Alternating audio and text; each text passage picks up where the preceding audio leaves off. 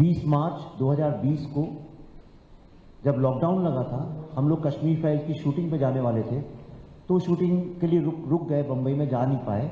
तो हमारी जो रिसर्च टीम थी, हमने अगली फिल्म की रिसर्च चालू की, और तब से लेकर अब तक पिछले 5 साल में एक बहुत ही गहन अध्ययन के बाद, एक बहुत ही इंटेंसिव रिसर्च के बाद ये फिल्म ऐसी है कि पार्टीशन का सब्जेक्ट कोई अपने मन से कर नहीं सकता है। और इसमें चाहे लेफ्ट हो, चाहे राइट हो, चाहे वेस्टर्न हो, चाहे इंडियन हो, हमने 100 साल, 102 साल के लोगों को ढूंढ के, जो सर्वाइवर्स थे उनके इंटरव्यूज किए। हमारा रिसर्च जो है वही 18,000 पेजों की समरी है। Only summary is 18,000 pages. तो सोच लीजिए कितना इंटेंसिव रिसर्च होगा। मैं लेके भी आया हूँ एक बुक जो उसके बाद किए, जो मैं आपको दिखाता हूँ। जो इतना बड़ा रिसर्च मुझे नहीं लगता है भारत के फिल्मी इतिहास में किसी भी लैंग्वेज में किसी भी डायरेक्टर, प्रोड्यूसर ने कभी किया होगा। क्योंकि हम इसको अपनी बहुत जिम्मेदारी मानते हैं कि भारत में जब गांधी फिल्म बनी थी, जो कि उस वक्त कांग्रेस गवर्नमेंट ने बनवाई थी एनएफडीसी के थ्रू, उसने पूरे वर्ल्ड में इंडिया की फ्रीडम मूवमेंट को, सारे वर्ल्ड को बताया।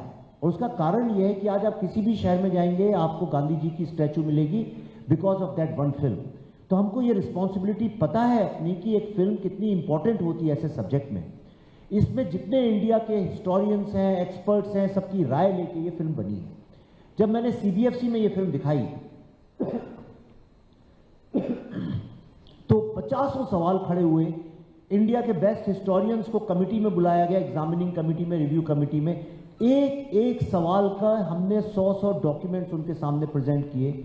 ये फिल्म एग्जामिनिंग कमिटी के थ्रू गई, रिवीजन कमिटी के थ्रू गई, और तब जाके ये without any cut, without any modification, एक चेंज के बिना इस फिल्म को सर्टिफिकेट मिला। और जब सर्टिफिकेट मिला तो हम लोगों ने, अमेरिका में बहुत डिमांड थी इस फिल्म की, और हमें लगा कि हम अपनी फिल्म को as a Indian soft power use करें। और हमने वहाँ के पॉलिसी मेकर्स, वहाँ के मीडिया, ज्यू society, black society, Spanish society, और भी जितने परसिक्यूटेड लोग हैं, उनको ये फिल्म वहाँ जाके दिखाई।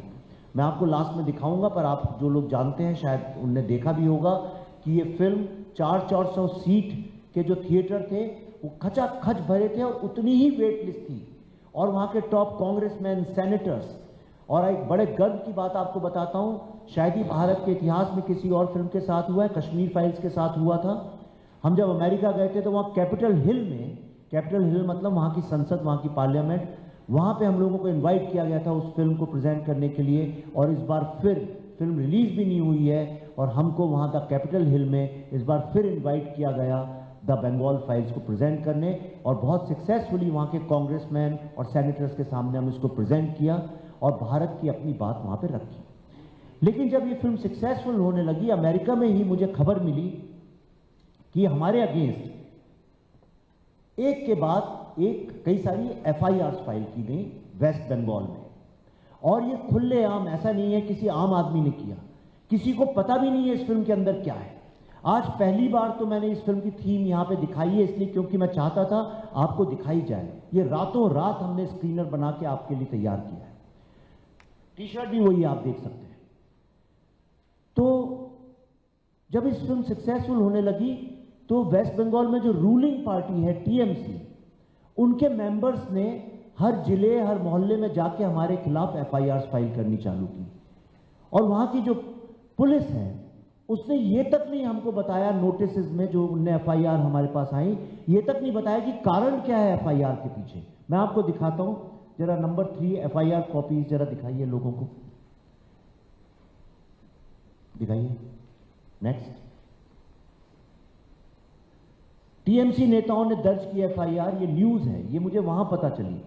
नेक्स्ट दिखाइए, नेक्स्ट स्लाइड, नेक्स्ट स्लाइड। ये एफआईआर देखिए, नेक्स्ट स्लाइड। ऐसी तमाम है, ये देखिए, नेक्स्ट स्लाइड, ये देखिए, नेक्स्ट स्लाइड, नेक्स्ट स्लाइड। इसके बाद है कोई स्लाइड? या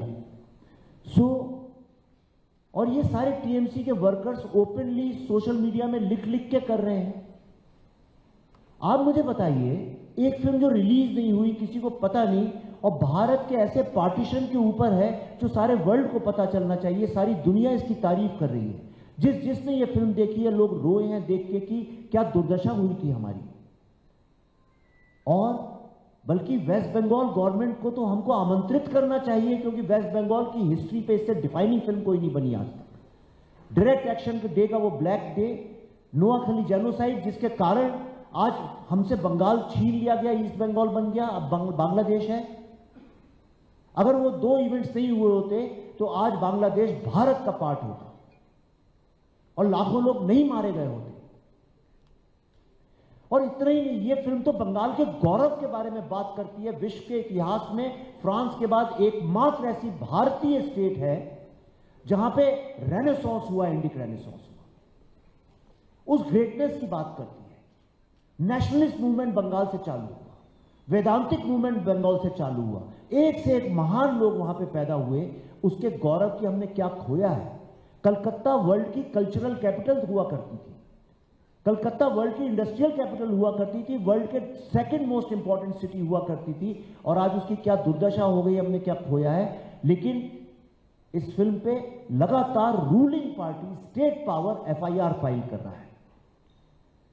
इसके बाद जैसा पल्लवी जी ने बताया, चूंकि फिल्म डायरेक्ट एक्शन डे पे बेस्ड है, आप बताइए बॉलीवुड के जो लोग हैं अपनी फिल्म ईद पे रिलीज करते हैं, 16-15 अगस्त को करते हैं, 26 जनवरी को करते हैं, अपने जन्मदिन पे करते हैं। फिल्म की जो थीम होती है उसके हिसाब से करते हैं, उसमें कोई गलत बात नहीं है, सारी दुनिया में होता है। तो डायरेक्ट एक्शन डे पे बनी फिल्म को 16 अगस्त को कलकत्ता में रिलीज करना कौन सा गुनाह है। और आपने आज तक कभी, आप सब मीडिया में है, कभी किसी ट्रेलर को आप लोगों ने आज तक सिनेमा हॉल के अलावा कहीं और देखा नहीं होगा। सारे ट्रेलर सिनेमा हॉल में लॉन्च किए जाते हैं। मैं आज इतने साल मेरा करियर हो गया, मेरी हर फिल्म का ट्रेलर सिनेमा हॉल में लॉन्च हुआ है, कहीं और नहीं होता है। तो हमने भारत की एक बहुत बड़ी multiplex chain, number 1 multiplex chain के थिएटर में, वहाँ पे एक बहुत बड़े मॉल में, वहाँ पे हमने बुक किया और 16 अगस्त को हम वहाँ पे लॉन्च करने वाले थे। हमारे पास सारी परमिशंस थी, हमारी टीम वरना जाती क्यों वहाँ पे। और ट्रेलर लॉन्च करने के लिए कौन सी ऐसी बहुत बड़ी परमिशन लगती है, हर दिन तो ट्रेलर लॉन्च होते हैं फिल्मों के। लेकिन जब मैं पहुंचा कलकत्ता एयरपोर्ट पे तो मुझे पता चला कि हम वहां पे लॉन्च नहीं कर सकते, और अनऑफिशियली हमको बताया गया कि इसके पीछे कारण यह है कि वो जो एरिया है उनके ऊपर पथराव हो जाएगा और उनके लिए पॉलिटिकली कलकत्ता में बिजनेस करना असंभव हो जाएगा। इस डर से उन्होंने कहा कि प्लीज हमें माफ करिए, हम आपका ट्रेलर लॉन्च नहीं करेंगे, भले ही आपके पास सारे परमिशंस हों। हमने एक दूसरी थिएटर चेन को कांटेक्ट किया, उन्होंने भी हमको मना कर दिया।